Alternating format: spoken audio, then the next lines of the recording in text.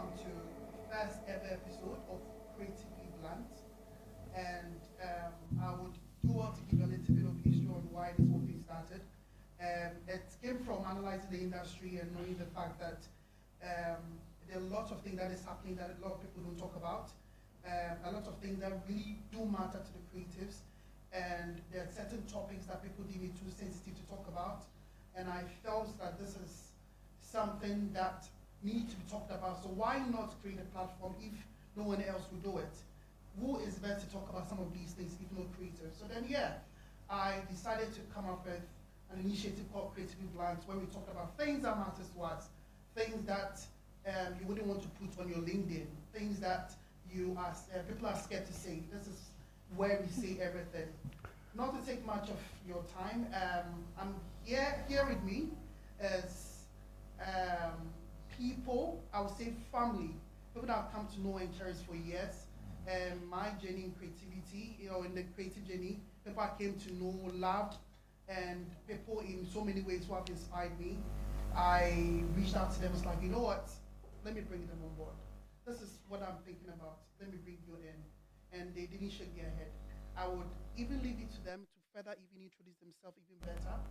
So, guys, we finally launched the files. And I'm so We are waiting for feedback from clients. we are waiting for feedback from clients. Right. We finally launched it, and I'm so happy that we finally launched this whole journey. And I will leave you to introduce yourself. Hi guys, my name is Louis. I'm the creative lead of Innova DDB Ghana. I'm a designer as well. I dabble in a lot of stuff.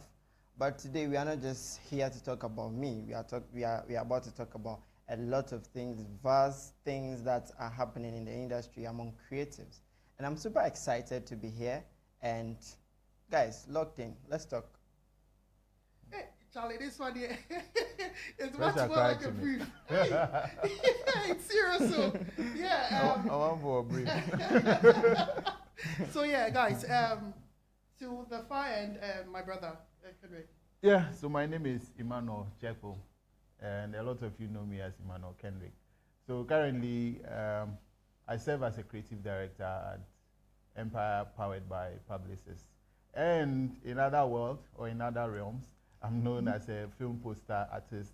And just as Rushan has said, creatives need to have our own conversation. There are a lot of things going on, AI world, creative world. I get a lot of people asking me questions that I don't even make time to respond to. So I think this is just a right platform to have discussions. So welcome. Welcome, guys, once again. And I would say sorry, but then once we're here, let's talk about it. Yeah, it's blunt, no sugar coated. Now to the trending topic. You're already laughing. To the trending topic, AI.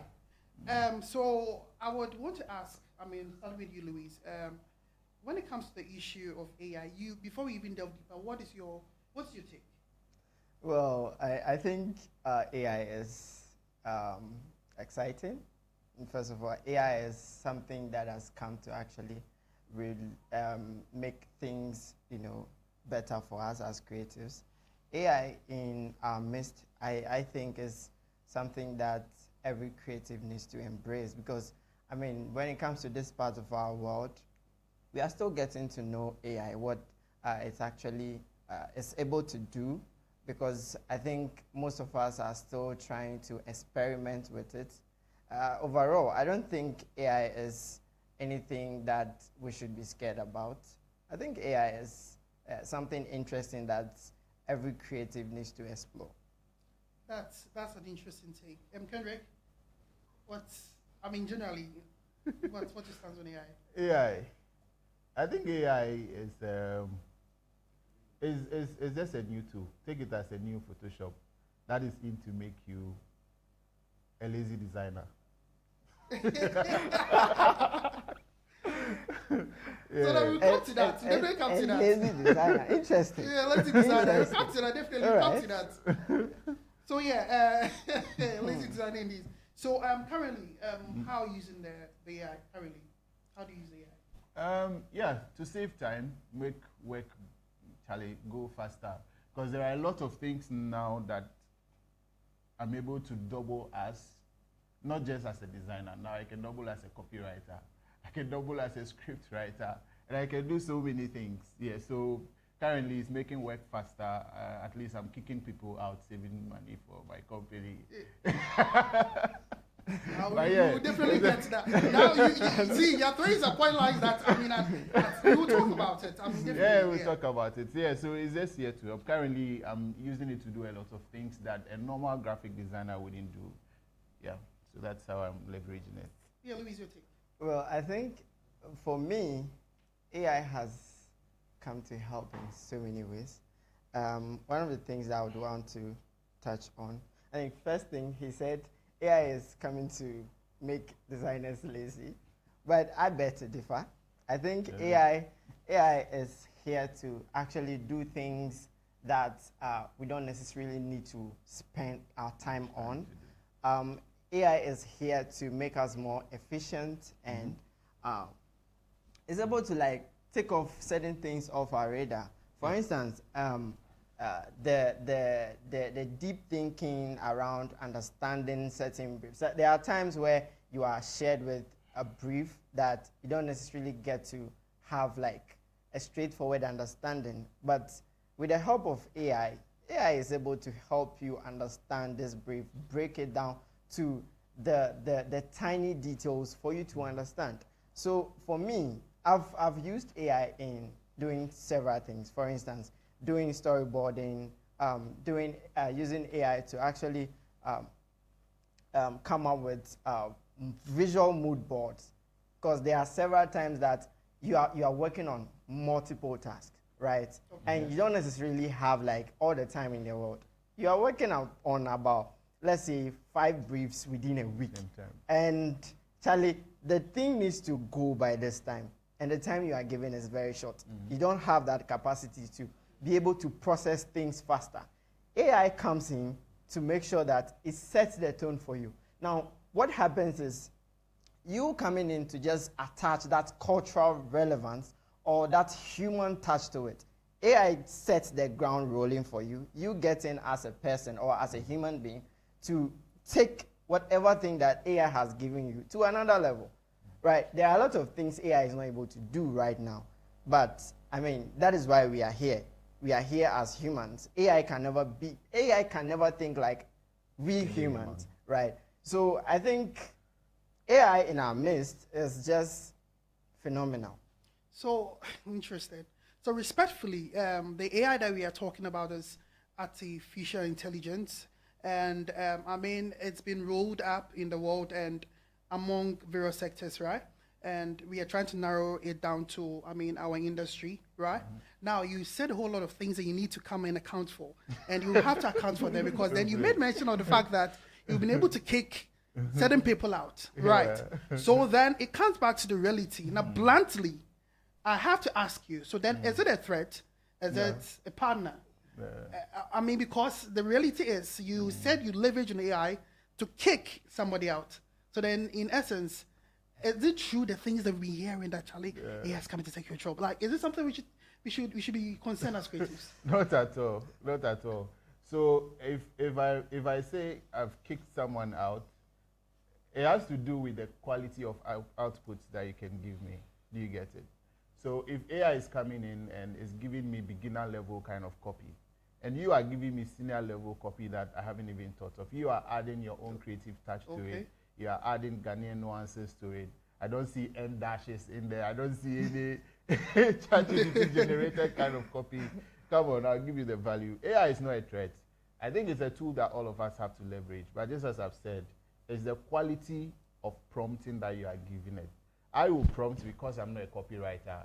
Maybe I'll probably get a basic or a mid-level copy. But someone who is, let's say, a copywriter with 15 years experience will write a particular script that would differ from mine. So it's not a threat. It's just here to help us do our work. But the difference comes in knowing the prompts to give it, and that is based on your experience. Do you get it? I'm trying to get you, because then, so in essence, without AI, I'm sure you would have had a partner who is handling your copywriting for you. So now what you are saying is there's now this new standard that if a person's not able to meet, then you're going to be replaced by AI.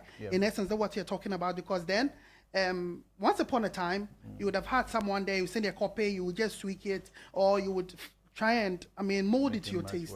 Right. Yeah. But now you are kicking people out because then you can just go in there and you now do your own prompt. Yeah. Then, so in essence, are we being replaced? Because then this is what we want to talk about. Are we being replaced? So what it is AI is coming in to replace those who are not learning continuously. Those who are not ready to embrace it. To embrace it, yes. Because you have to be open to continuous learning. You have to be open to AI itself. So to your point, it's kicking out those who are not building knowledge on what they have. Because AI, like I said, is a tool. Let's look at when Photoshop came in. People were doing hand drawings, right? People, if those days, if there is how do you call it? A disco night, there is handwritten poster. People have a way of how they do calligraphy. They use pen to write the dates. They use those white cloth, and then they use the right stuff, and then and all those people are there. But when Photoshop came in, some people decided to jump on it. Let me not even say Photoshop. When CorelDRAW came in, a lot of people jumped on it, and those are the people that are enjoying digitally now. Yeah. Those people, some of them might thought that, oh, this thing, Charlie, is my handiwork. If I sit down and I take a pen and a brush, I should be able to do a nice mural, and someone has to pay. So some of them didn't pay attention to getting to learn the digital version of the artistic craft. So now if you bring it now to this world, this is AI. Is this like another Photoshop that has come? So if you are not learning prompt engineering, adding your experience to it, that's when it will kick you out. So it's not a threat, but if you are not learning, or if you are not open or embracing AI, that's when you might be kicked out. So then in essence, AI is that new kid in the block that you have to get to know, or else you're losing your food. Interesting submission. Louise, what's your take on that? For me, I in just one sentence, I think AI is just that junior art director in any creative workspace that is able to do all the rough work for you in terms of putting your mood board together, in terms of gathering resources to come up with a visual direction. Like, those things are done by junior art directors when you enter like big agencies, advertising agencies. Right? Now, with the presence of AI, when you tell someone to put, let's say, a mood board together for you, like when you are working on campaign project, right? We come up with, let's say, a big idea, then we have a creative expression. Now, the creative expression is sort of like, it has to extend into the creative work. Do you understand? Yeah. So in coming up with a visual direction to actually meet that creative expression, the designer there just needs to hop onto one of these cool AI softwares, prompt whatever thing is there, the rationale behind the creative expression, then we are able to generate like visual mood board that is able to help us direct, like guide our work that we are going to do. So I think, AI is just that junior art director for me as a visual person, because I'm not a writer, but I know writers have their own things when it comes to AI related stuff, because sometimes we could be in brainstorms and like we are supposed to come up with ideas like by the second, right? And we are gathered in a room full of people. We are supposed to throw ideas around, right? If you are not smart enough, or you are not someone who is able to embrace this AI, it is very difficult for you to actually think within that particular context. Do you understand? So AI is just here to actually help make like the fundamental things more easier for us to do, right? It creates that genesis of everything that we need to do. Then we can add our human touch. That is where we connect it to. That is where we connect it to our cultural resonance, like everything that should come in to make sure that this creative piece that we are developing is actually able to connect to how do you call it? The part of the world that we are existing. Do you understand? Yeah. Interesting. My honest take on AI. I feel like AI is a tool, as everyone rightly said, and I think it's that thing that exposes the creativity, because then, in essence, everyone has access to it right now. And the difference to me is, if my boss uses AI to design a flyer and I use AI to, work out a flyer, I should stand out. Yeah. But then that is the value I bring on board as a creative person. Not to take it away from anyone, everyone is creative, right? But there's a reason why people employ people, right? So then if I'm being hired as a graphic designer and I go in there, right? And AI is a tool, I'm not able to, leverage on it to be even much more creative, because then I'm seeing it as an amplifier, right? So then it's not something that makes you creative. It's something that amplifies the creativity in you. Yeah. Because then so which means that it feeds from you what you have watched over the years, what you've consumed, the skills that you've harnessed, just that it tries to speed it or makes it a little bit faster, right? So then I think that my advice to anyone is, we shouldn't take away the core interest of being creative, right? Because it's AI. Now I've known people that want to now go straight and learn AI and use it for flyers.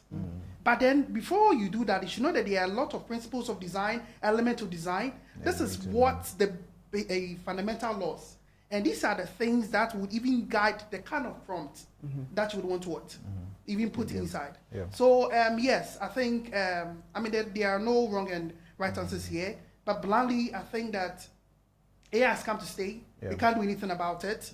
But then whether it's we being creative with it or not, I think that one is up to us. Now, but just to come in a bit, we are talking about the good parts, but let's not also forget the part that AI is always not right.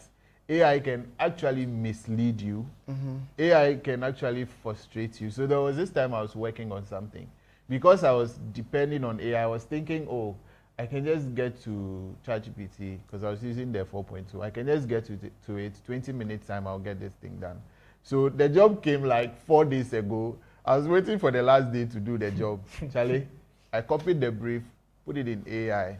And what it was giving with what I was envisioning when I was reading the brief became like a huge conflict. So it took me about 3 hours to figure out exactly what to tweak or reshape what chat is giving me. Exactly. And then few hours to delivery time, client is calling, and Charlie, my head hot. I don't know whether to go and sit down, start everything from scratch. So let's also be open to those kind of risk and misleads. I think we can avoid all of that if we don't rely on just one, because there are several AIs out there. Like, I'm a student as well, right? And there are several times that I switch between multiple AIs to do my research work, right? If you are prompting something in GPT, what is another AI saying about the same thing? Right? We have AIs like Perplexity, we have Grok, we have GPT, we have Gemini, like just a bunch of them, right? If I'm looking for, let's say, one solution to a particular thing, I don't just rely on just one. Depends even though mostly, but mostly I use GPT 4.0, but what I do is this: even though I subscribe to that, I try to prompt the same thing with other AIs to see what they also have to say. That's if you have luxury of time. Yeah, but I think that is also going to save you a lot more time rather than you sitting around trying to brainstorm. You know, sometimes brainstorm can be very stressful. Where you are just so stuck in the middle. You don't have an idea how to go about the entire thing that you are working on. I think that's where AI comes in. Something like Perplexity. Perplexity is able to pull out a lot of references. Like, it's able to bring out, I was working on a research project recently, right? And I prompted the same thing on GPT 4.0. And It didn't give you that. The results it gave me, I looked at it and I was like, no, like I think I'm smarter than this. So I moved to Grok. Grok made it worse. It made it worse because I was looking for something with lengthy text. Yeah. Something that would describe like the let's say pages. I was the AI I was working on, the project I was working on was AI in advertising. How it's affecting creative development and how it's affecting message crafting in advertising. So I mean, I went to Perplexity, and this guy just pulled out a whole lot of resources from Advertising Association of Ghana, their portal, somewhere in Ashesi, like it just pulled out a whole lot of things. So I was like, okay, good. I think this one is bringing me something that I can rely on. Yeah. Right. So just to come in there, so you knew what you want and you know where to find it. Exactly. Now, if what you wanted is what ChatGPT is good at, because the new image generator in ChatGPT is crazy. And I have not subscribed to Midjourney, right? So if I will go to any other platform, I would have to go and work with points. And by the time you test out your first version, second version, the point is over. And you have to wait for another day. So yeah, just knowing what to do. And also, we shouldn't do last minute. I say, designer for a last minute, But you see, I think what you guys talk about, I mean, go on and on about this. Our over-reliance on AI, is it not doing any kind of damage to us? Because then, see, right now, things that once upon a time you would have spent time and look at how you can go outside the box, you now sit and give it out to AI and hope that the ChatGPT or whatever platform that you're using take you outside the box, right? And is it not concerning because is it not damaging us thinking critically? It is. Right. Is it not damaging because now I'm sure it's get to a point that if now ChatGPT does not give us that free access right now, then you say bye-bye to your creativity because then now you come to use your brain and you find out that the brain is gone. You have a solid. Have you ever tried designing a logo? And when you are done, you package your thinking, all the things that like you used in coming up with that logo, and then fed it to the system and ask it to give you a rationale before. See, I know this thing where designers we design a logo. When we are done, we'll come and look for the rationale. You are now coming to look for the. I get it. But I mean, Roshan, what you are saying, so he is worried that over reliance on AI can damage our creativity. Me, I'll take it from the point of cognitive, right? For you to do art, your brain has to be connected to your heart. Your heart has to be connected to your hand. Now, everything you do with your hand, it enhances your cognitive. So if you are sketching, if you are doing preliminary sketches, ideas pops up because it's opening up your mind. It's affecting your cognitive. So that you'll be able to do it. But with AI, probably you have even copied the brief. You have not used your fingers to even reach out. Just copy and paste. So from the angle of cognitive, I'll say yes. It might affect us in a way because it's just like how you've not written with pen for a while. You've always been typing on your phone. And one day you take a pen to write and it looks like someone in class 2. I think this is very concerning because the kind of exercise I do with most of the things that I work on is usually I start mapping up the ideas by myself, right? Then when I'm done, then I go to AI and say, okay, you know what, I'm working on this project. I'm thinking about this. What do you think? Do you think it's solid or you have other directions that you do? And I think that is what actually kind of make me engaged in my mind in some mental exercise, which I think keeps me very active because then even without AI, I should sit here and be able to generate certain. I'm a creative. That is what I do for a living. And I mean, if we being creatives, we have to. Honestly, I think this is something we would have to spend time to talk about, like a conversation about it, because then there are a lot areas that we need to cover. So I think in the next one we really have to have an extensive conversation about it. Yeah, so that to the areas of our breadwinners association, the people that give us food to eat, their clients. Those who worry our life for those that we the reason why we are alive today. Yeah. Those people.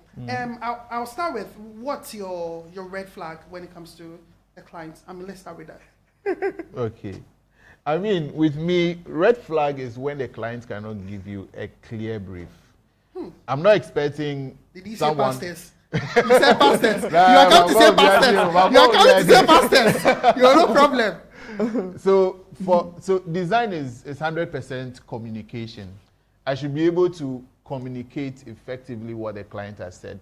Put it in colors, put out my text clearly by selecting a readable font and all that. So if client is not able to give me a proper understanding, or let me just say scope of work, is a big red flag. Some will say, oh, I just want a logo when they start, and then when I will give you comments, and then they will come tomorrow. Oh, it's like we need a flyer to, you don't do animation. Shall you do animation for us? Like they are just jumping from A to B to C. But I think that some has to also be regulated by ourselves. You should have a discovery, questions that you ask the client to get these things out. Discovery questions. Yes, so that's why they are watching. So if you are watching me, put a discovery question together. If you have a client, ask them questions that can outline the brief for you, because those who don't understand how creativity work or advertising work might not come with briefs. But you as a designer should be able to put questions that regulates what the client tell you. And then after the end of the day, you should be able to get a defined scope of work. So red flag if clients can communicate exactly what they want.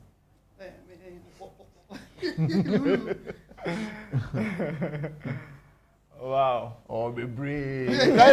Point. See, I think sometimes we creatives are a bit. Let me just say it. I think creatives are. Most creatives are very delusional. Be blunt. The reason I'm saying this is because, I mean, someone reached out to you, Charlie, I want you guys to work on this for me. And he or she goes, how much will you Sorry, I'm not going to talk about pricing, but... We will come there, but then your red flag. Red flag. The person starts talking, and I think sometimes we need to also follow our guts, because when a client is talking, you should be able to deduce that what is coming to me is So either you use your gut to determine if a client is a red flag or not. Exactly. I use my gut. I'm a very good listener. So when someone is talking, I'm trying to map out things in my head, right? So I mean, you meet someone and it goes like, you know what? You just start. When I see what I want, I'll tell you. So your own to is our communication. See, and for me, I think sometimes we are able to do discovery, as he said. Sometimes they themselves are able to come up with like a full brief. I don't know how some of them prepare their briefs, because ChatGPT straight. This one with let's say bigger agencies, like the brief passes through certain funnels, the account director will go through, then it gets to strategy. Strategy will make sure that whether the brief that is coming in-house is something sensible, something workable, something that will lead to a particular result or a particular solution. Because at the end of the day, we creatives, we are here to solve problems. Do you understand? Yep. And if you are unable to give me a clear understanding of your problem, I don't think it will be easy for me to actually come up with a solution. Right? Yesterday I was having a conversation with someone. Someone asked me that, what if a client comes to me and the person doesn't understand, or the person doesn't know what exactly they want? I mean, it is normal. Sometimes clients get to you and they go like, I don't really know what I want, but I think I need this, I need that, I need that. Then you sit the person down, ask, what exactly are you looking at? Like, someone can reach out and say, I need a logo. The first thing I'll ask you when you tell me you need a logo, why do you think you need a logo? What are you doing that you think you need a logo for? Right? Are you in need of just a logo, or you are looking at building something that is able to like put you out there, something that is able to give you an identity. An identity is not just having some fancy logo somewhere and then when you are done with your whatever you are doing, you just put it at a corner somewhere and then you spread it around. No, Louis, you really mean client power because no. I asked about red flag, and the way you are going on and on with this one, that you say you really mean client.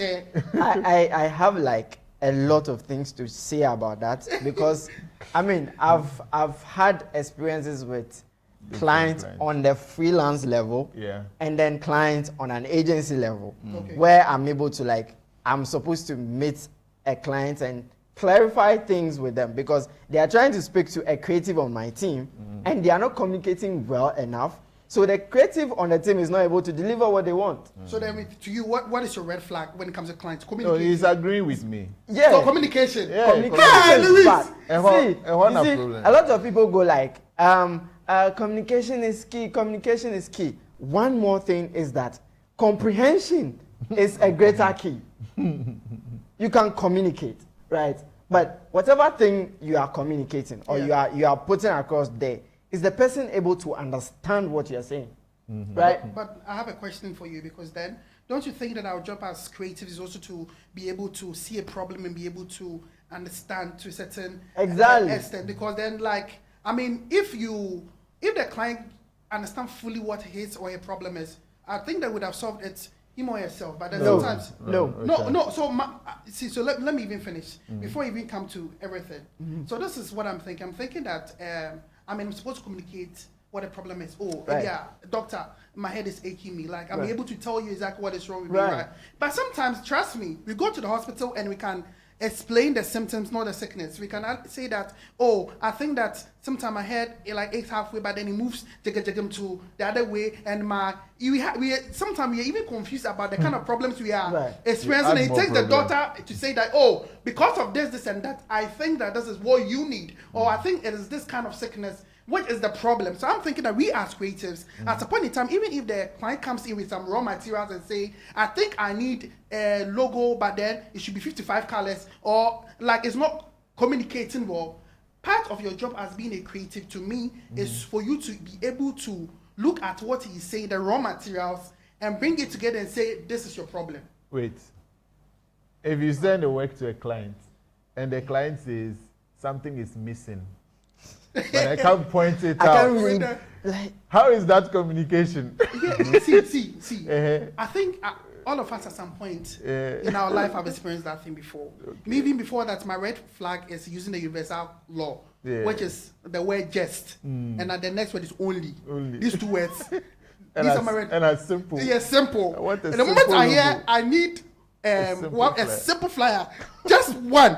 Only I know that they can't stress me with that. But from what we're even veering away from, sometimes there are times that you see certain things, and even we as design, we know something is missing, and we can't even figure out what it is.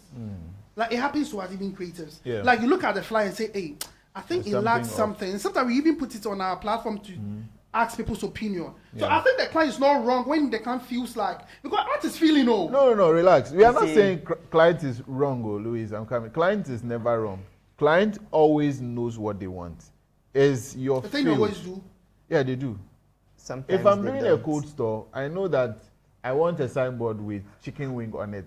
They know what they want, but they can't clearly communicate it in your technical terms, right? So from your end, there is noise in their communication. So just as you are saying, you should be able to denoise it by asking questions that directs you. But it's a red flag. It's a red flag. you know that. Okay, so see, we've worked on a 360 marketing campaign, and we spent, I think, 2 weeks on that project. And after going through brainstorming, like research, everything, then we submit the project, and the client goes like, did you guys really understand the brief? And the thing was like, okay. But did you understand apparently, the brief? But did you understand the brief? Wait. Apparently, the client changed the brief, and they didn't communicate with us. So we worked on the wrong brief. But then is that a problem of the client or is it a problem of the agency? It is the problem of the clients. You've shared a brief with an agency, your agency, that is supposed to be your service provider, a retailer, like for that matter. You shared a brief and you didn't check that the brief you shared, you've made updates whether to it's the brief. updated or not. Yeah. Anyways, okay, then I can't defend them. Sorry, this are clients. This one I can't defend you. I mean, it's fine. See, I think, as time goes on, we will talk more about this. But then there are lots of areas that we need to cover. And I want to add. I want to add one thing. Yeah, please. Right. In terms of that kind of, I think that creatives and creatives needs to learn how to collaborate with their clients, right?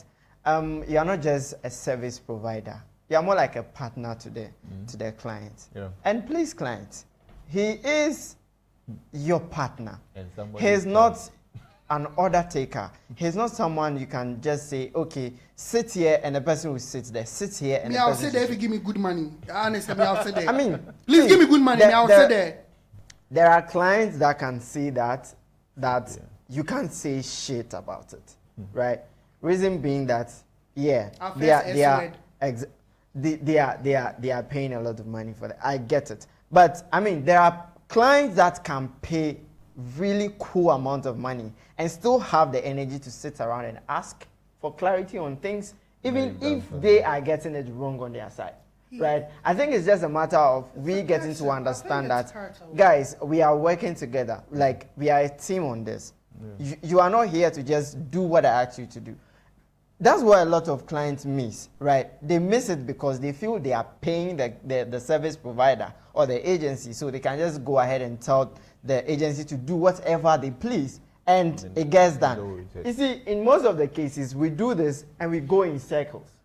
Right? Okay. We go in circles because we are not able to come to that understanding that we are both collaborators, like we are partners trying to solve a particular problem, right?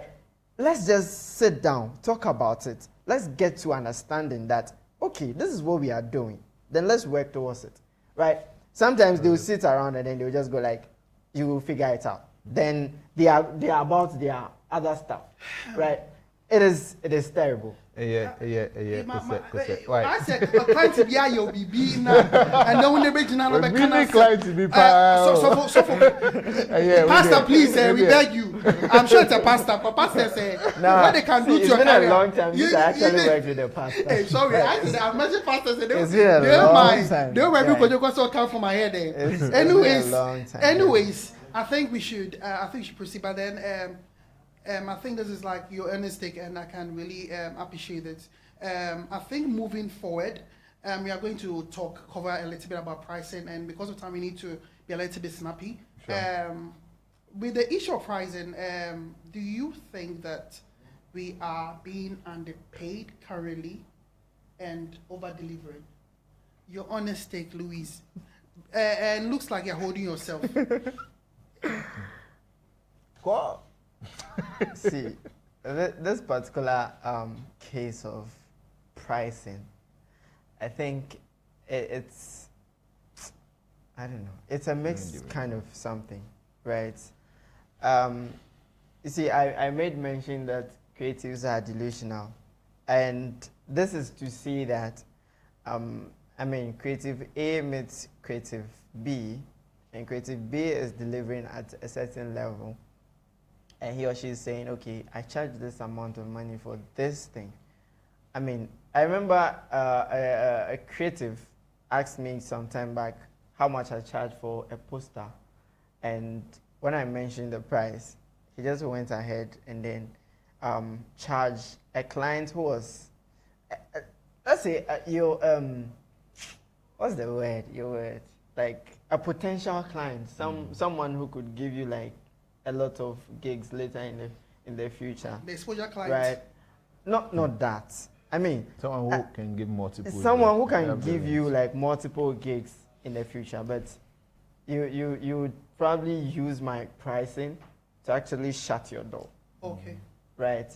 I think when it comes to pricing, we just have to know where our capacity leads at, or how we are able to deliver on an individual level.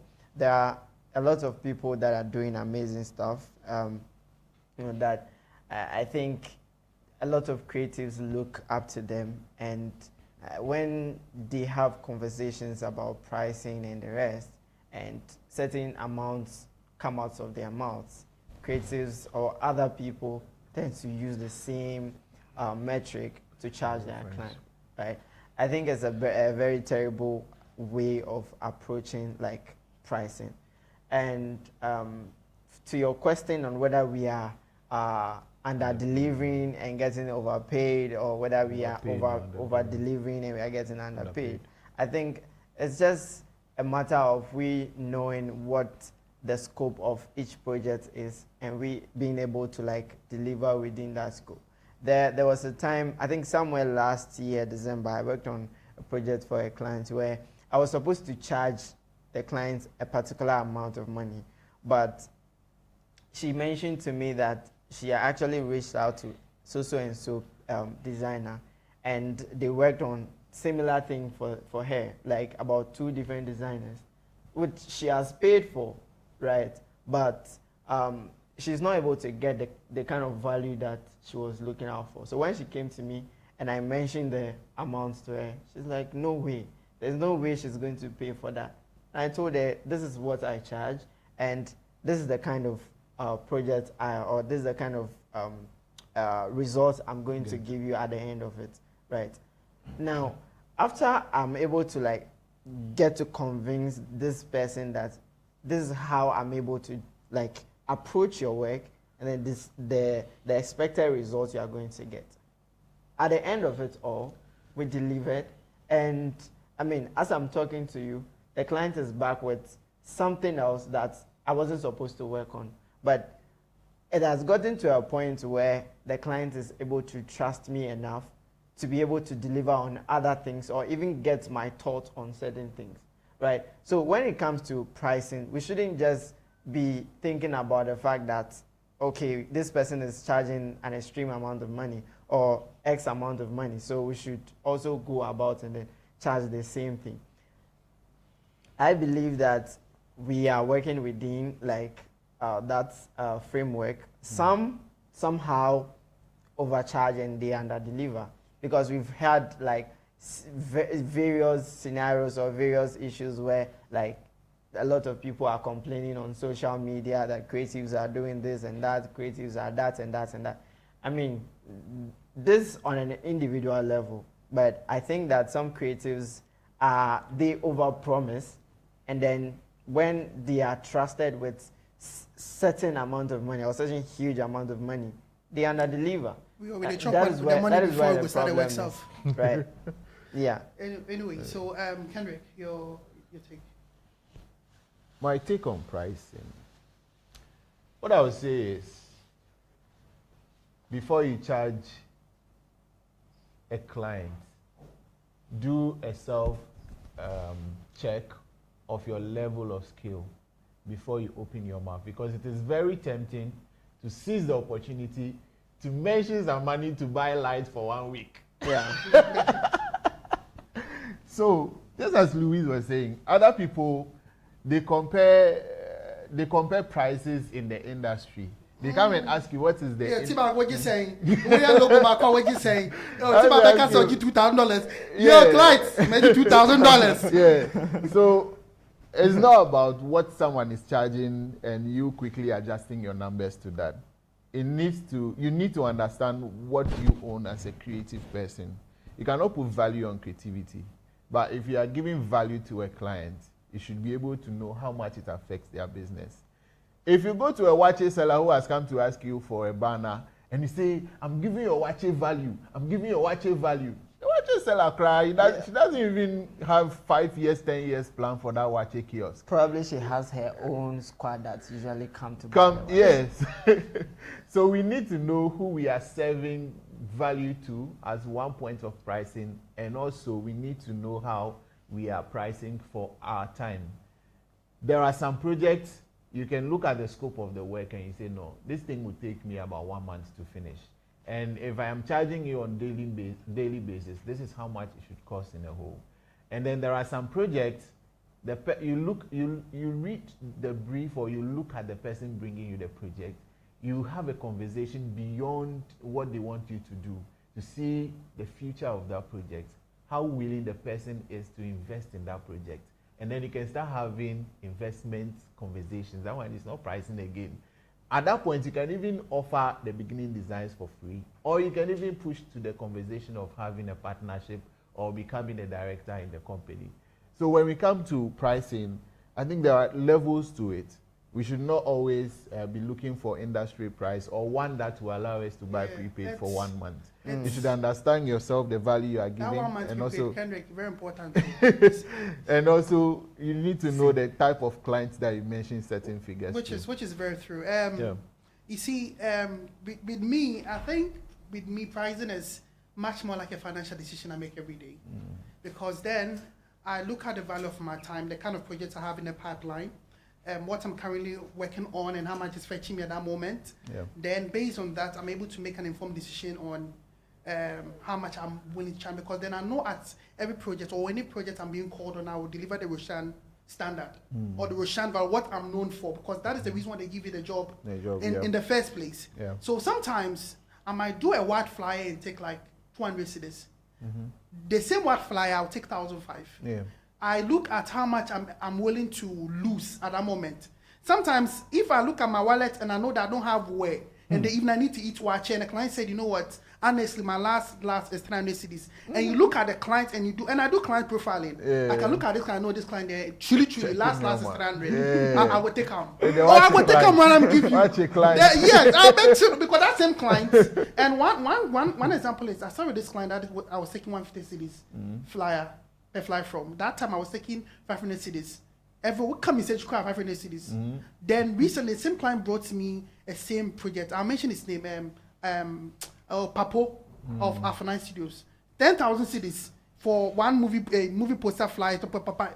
He counted the money and gave it to me. Same 150 cedis client. Sometimes look at it like it's a journey. There's certain clients you grow with them, right? You grow with them. There's certain clients you know that I know it when a client is undervaluing me, per the conversation I have with you. So sometimes money is not an issue to you. You just don't see the value. I mean, we won't work. That one they won't even start. But then truly, I look at what I can afford to lose at every moment. So a logo can cost $1,200 or can cost 7,000 cedis based on the time you call me. So you should be gauging. When you call me and say, if I pick the call fast, it means that I need the money to send to a. So yeah, I mean basically that is my strategy. I mean it's a financial decision. Account plus how much I'm willing to lose. Yeah, that's. I think sometimes we can also do some form of backdoor pricing. So when I say backdoor, people come to me and they're like, but you don't put your logo on your artworks. If you do process, you don't put your logo on it. So how do you get other clients? So I get to tell them that if I'm working for someone that I know is in a certain class, if I'm charging 5,000 for that work, the person would even bring me someone who would pay me 1,000 cedis. So you don't put your logo on it, but they are able to bring you people that pays you what you have charged them. So backdoor, you have set a standard of price standard. It's true. Yeah, so it's a strategy that we can equally use. Do you know one thing that affects pricing that we don't talk about a lot of time? Relationship. Yes. Relationship. It's crazy how it affects pricing. Everything. Like you can charge a client like 5,000 cedis. Then all of a sudden you and the client, you guys are friends. Yeah. Now the friendship is affecting 2,000 cedis out of the 5,000 cedis. Because they know why you be my guy. Oh, Charlie, this time for do 2K. But sometimes you are not even able to separate the relationship from work. Yeah. Right? And relationship is very important. Don't get me wrong. It's very, very, very important. I mean, there are times the same client that will get you a referral. So I think that is very important for us to learn the business and the psychology aspect of being a creative and handling a creative business. Yeah. For us to take informed decision as to who we can reduce price for, who we need to be firm on our feet and charge what we think is the value of the creative, and the people that we can overcharge and use it to buy light. I think when it comes to money, See, most of us are in hurry to charge. You were begging people to work for free, right? I think how many creatives now are willing to do that? Because probably, okay, they've seen Roshan take like a 10,000 cedis for maybe a logo, right? Yeah. Roshan takes like about 15,000 for an animation. But you take so 10,000 cedis for logo. You don't bring yourself. Don't bring yourself. So the logo, they're $90,000. This year, hey, Tiba creates never been who say logo $1,200 standard. Or they are tell. When we were all starting out, I mean, I remember I used to hang around church doing, like, I used to beg my church, my pastor, I can do this. People should let me do it. And I was doing it for free. I did it. Like, I did it for so many years. And whilst I was doing that, he was recommending me to, like, his friends and his other jobs. Yeah, that's how come I was able to get other people who were able to pay. Yeah. Now, through that, I was able to, like, set a standard for pricing for myself.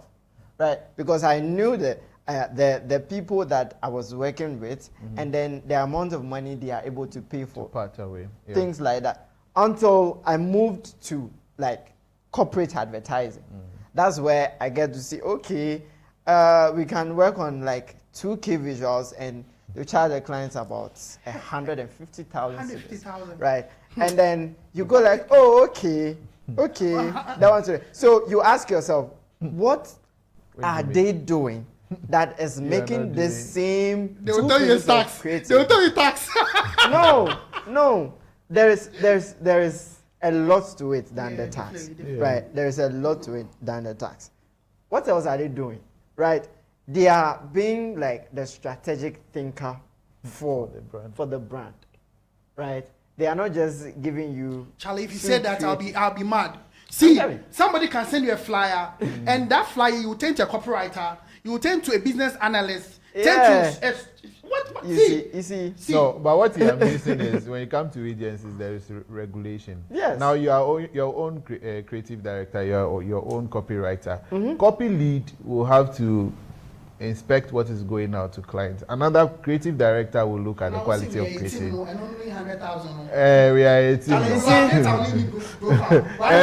And one thing we don't understand with agency and freelancers, businesses trust agencies more. First of all, it looks like a corporate. No, it looks like it is a corporate body. Yeah. Yes, and if you have board of directors who are big men up there, the first question they ask is the structure there? Are they a business? Can we sue them? That's the first thing. Freelancer will charge you 1,000. They will call clerk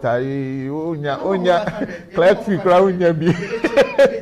So I think that let's not even compare agency and freelancer. Yeah, but pricing in India, people should anyways, just look around. I think we are wrapping up, and we do touch points on remote work. And hybrid system, and going to work in person. So with you, what's your Louis, your style? Which one do you prefer? Remote, hybrid, or you want the office? And also salary eventually. Oh, well, salary no so I also can home, but I think I'm most effective when I'm alone. This thing. Yeah, because this is my thing. There are dependencies in there. Reason because you work in a studio where there are about 40 people in the same studio. Everybody is like on a Monday morning, they are walking around. Someone is talking about some cool nights they had with somebody. Someone is talking about, then maybe a few of them are gathered somewhere. They are talking about some fine girl they saw when they were coming. When I'm going to work in the morning, I do a lot of calculations in my head. When I enter the office, I don't talk to anybody because that's what I'm doing in my head. The moment I start interacting with somebody, then all the things that I've planned, all the planning I'm doing is gone. Okay, so the moment I enter the studio, I go straight to where I'm supposed to sign. When I sign finish, I come down, turn on my system, then I put things together. I like ordering my stuff on my screen. So I put my to-do stuff, what I'm supposed to do. Maybe the previous week, there are some feedback that I received from the clients. I try to see if I'll get some clarity on the feedback. I do all those things before I go around to say hello, hi, what's up, how was your weekend? Then even before we do our catch-up meeting, because during catch-up, I'm supposed to give updates on all the things that I've been doing, like last week, right? And as I'm done with that, I'm supposed to enter another meeting where I'm going to report on every other person's projects within the previous week. Do you understand? So for me, working in the studio comes with its own pros and cons. Sometimes you have that energy where everybody comes, like you enter the studio, you are supposed to work on a particular project and you have about 2 hours. There are a bunch of creatives there. You are leading the project. Hey, work on this for me. You get this for me. You work on that for me. And you are just driving the boat. Do you understand? That is the luxury that remote work can't give you.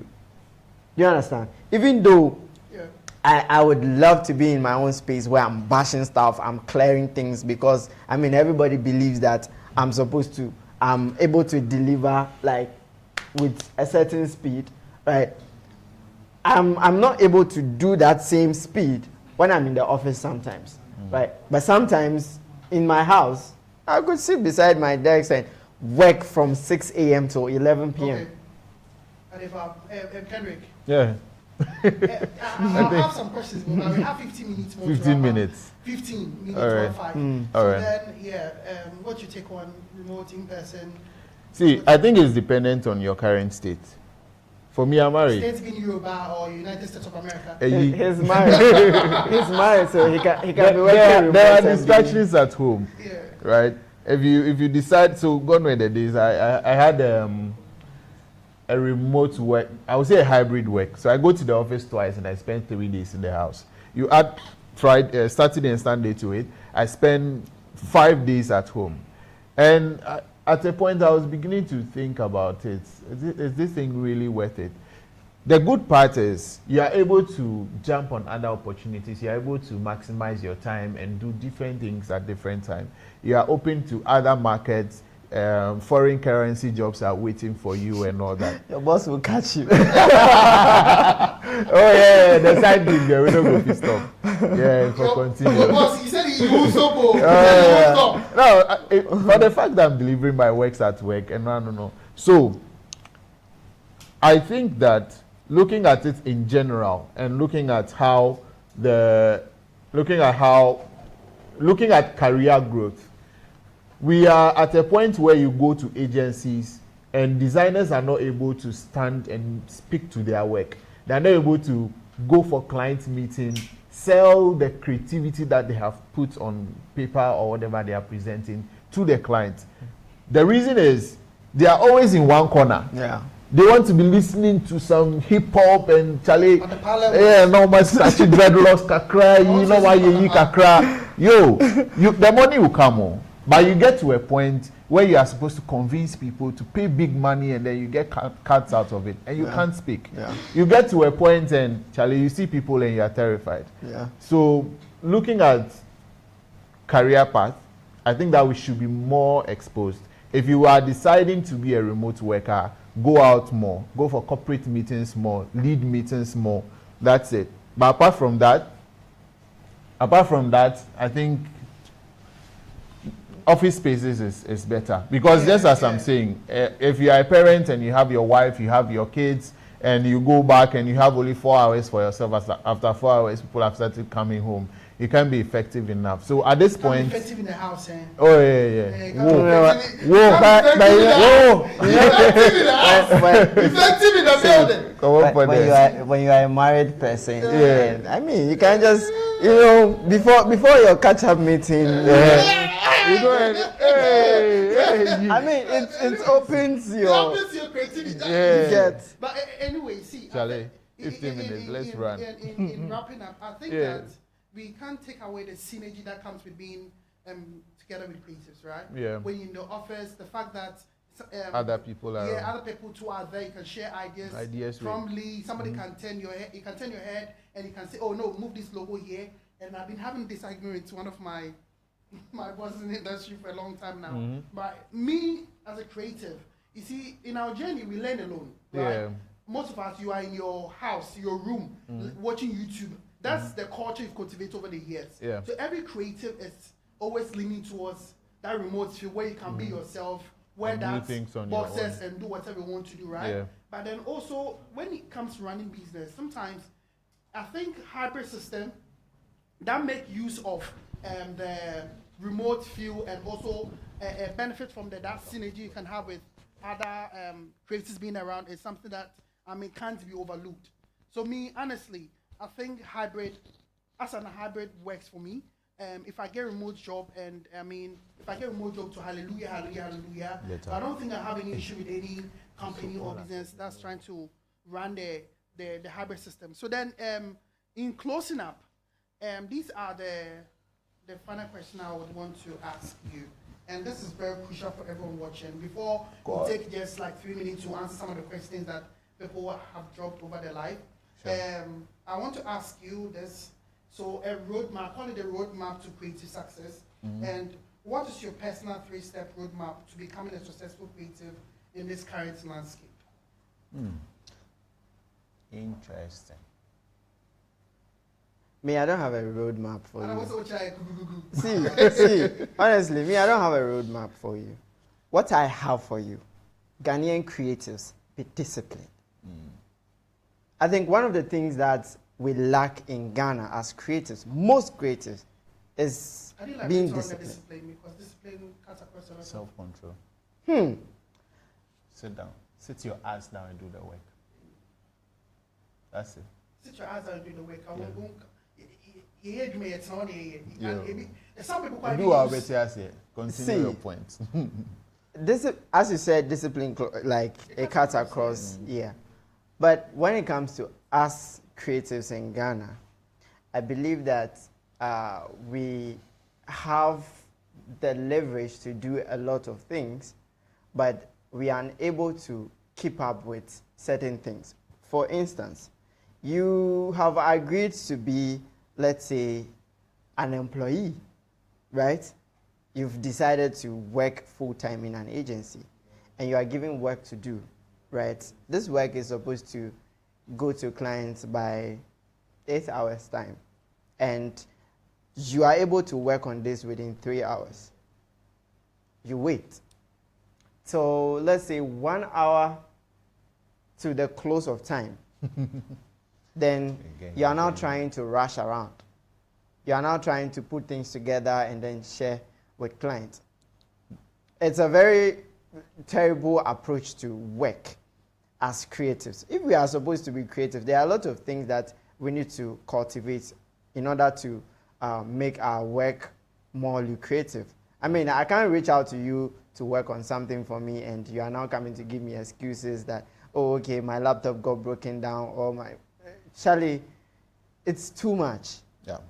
It is. Excuses. No. Like, it's too much. It's part of the discipline thing. Because you can't say you are coming to work, let's say work is supposed to start around 9 and you are there at 11. I'm supposed to meet you for a particular, like, briefing. And you are showing up at, let's say, 4 hours after the time we have agreed on. To me, if I give you a timeline and then you don't meet it, Let's Yeah. what's to you? Roadmap, I wouldn't say, well, let me just say it that way. So roadmap, I think first one is learning the craft. Having continuous learning become a passion. Being open to different tools, AI, puts you up there. The only reason they will pick you over any other person in an interview is because you have enough knowledge and you can deliver value. So first one, I would say learning or continuous learning. Second roadmap, I would say relationship building. Charlie, some boys, they design for girls where they eat the girls. Yo. Why you mention photographers? Why you say photographers? Who mentioned photographers? See, photographers. Who said it? We don't go talk that matter. But I know yo, an identity, visual identity guy. cover for them. I know somebody. If I give you, No pictures, you talk about it later. So relationship talk building. about it later. Let's learn to respect clients' time, deliver work on time, and also partake in clients' business. I design for people and it's for an event. I am not in the industry they are doing the advertisement for. But I appear there. I want to see how the designs came out. I want to also network there. And for all you know, you get to that meeting and she's able to show you to 5 different people and say, this is the guy who did the work. You've landed yourself another gig. So relationship building at second point. And the third one, I would say, roadmap, let's take financial literacy. Because see, boys, they're expecting money to come in every week, so we don't save.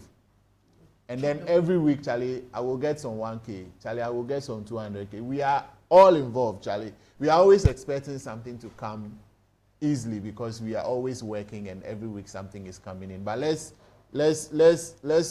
get financial literacy.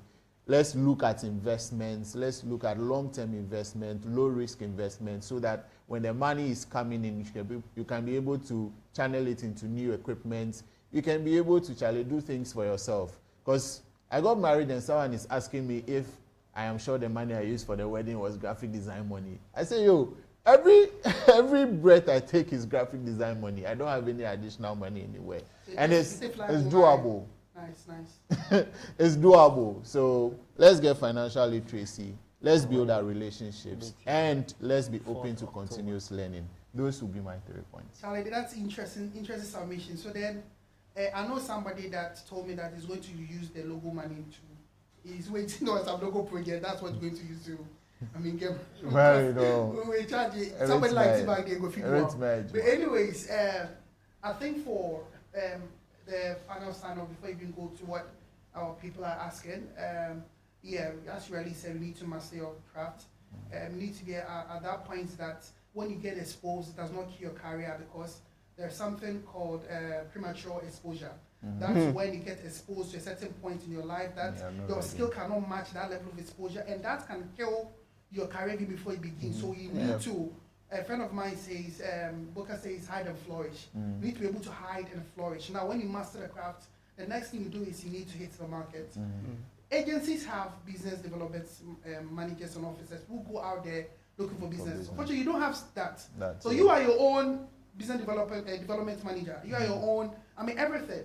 You need to learn how to move out there asking people the right questions. You need to advertise, put yourself out there. And it is very, very important. And the last thing is client management. I can't overemphasize it. When you get the job, how you handle the clients is very important, because currently I'm sure I have some fights with some people, even frankly, we are fighting up to now. Say, I'm sorry, I'll send away. Other stuff, but then client management is very important. Now, our friend Kobe was asking, talking about pricing. So if you know Kobe is a 3D artist, and it looks like pricing has been a very much problem, a very big problem for me for a very long time. And because of time, I think that I would let you take 30 seconds to, 50 seconds each to say your mind on that. He says that, let me even read it word for word. He said, Roshan, how about we, the 3D artists? The issue about pricing and so on, it's question, and I've been asking myself for so long. Kindly see to it for me. Hey, designers and broful. But then, in essence, I'm sure he's tapping from pain. So he's saying that I think he being a 3D artist, I think he's having issues with pricing. So what's your take on that? So I think my take will not even be up to 50 seconds. Someone asked me the same question, and what I told the person is, get angry and charge. That's it. Hey, get angry and charge. Yeah. Okay. That's another way of using your guts. Yeah. With the same encyclopedia. No, wait. See, I asked the same question to my mentor, I think some years back, and he said one thing to me. Just go ahead and charge. When, if the client accepts it, you win. If you don't get the job, you learn from it. So it's just a matter of you going ahead, just charge. right? I'm not saying charge something extravagant. Just charge. Go ahead and charge. It could be your price point. Like that particular price you are giving to the client could be a starting point from that time. So whenever. To me, I think it's the primary thing is value. You learn to that point that you're not scared to charge because you are so, you know in your gut the value you bring to the table. And you're not scared to mention certain amounts of money because you know that when they tell you why you're charging, you have a whole list of reasons why you're charging certain amounts of money. So if you are scared to charge at this point, I think you should learn more. Honestly. Because to me, that's my shortcut. You need to learn to that point that the value you bring to the table overshadows your fear to I don't think you get what they mean. They've learned. I've seen this. I've seen Kobe's 3D. So look at it from this angle. It's up there. Hold on, no. It's up there. But what he doesn't understand is the thing he's doing for agencies. I saw him did some serial work or something. Yeah. Nestle will not pay the agency less than 100K to deliver that. Sure. So if you have industry knowledge and you have learned a skill that agency can use to go and collect money, why do you have to be undercharging? So you should just get angry at the situation. No, not that. Because see, an agency gives you a gig, right? Yeah. Then you are not able to charge as much as you want to. Why? Because that's what I'm telling you. Because look at it from this angle. With me, right? I mean, unless you want to play the ignorance angle that you don't know you could charge that amount of money, but that also comes from learning. Yeah. Because you're not just learning about the craft, you're also learning about. No, but this learning is a form of experience. It's not learning how to charge. When you face it, then you know that Charlie, I can go beyond this. Because believe me, agencies mark up. If you tell them you take 10K, they will tell the clients they will take 60K. There is always a markup on something. So what you are saying is, in essence, Kobe is in a way not charging much because of what? Like, I need to understand why. No, it's not because I think he's undermining himself. Exactly, the value that he brings to the table. Yeah. That's what I'm saying, that when you learn to a certain point in your life, it kind of like gingers, you know the value you bring to the table. Because you, Kelvin, Kendrick, with the experience you have, when they give you any movie poster with what you're known for, your movies, your poster all over Netflix and stuff, when they give a movie poster from your gut, you know how much you want to charge. Yeah. And it comes from a place of learning. You know that this is the experience I have. This is how good I am with the tools. So then this is how much I'm worth. And you can take the flight anywhere and you get the same quality unless you come back to what? To Kendrick. So then I'm saying that if at any point in time you feel like you are scared to charge any amount of money, then to me, I feel like you've not learned enough. Because if you learn, when you learn, you add value to yourself. When you add value to yourself, then we are supposed to be able to, you're supposed to benefit from that value. Yeah. So what's the essence of learning, and then you are not being able to, make use of the value that you are bringing to the table. Yeah. And it's not like you don't know. Yeah, let's be specific with the learning. It should not be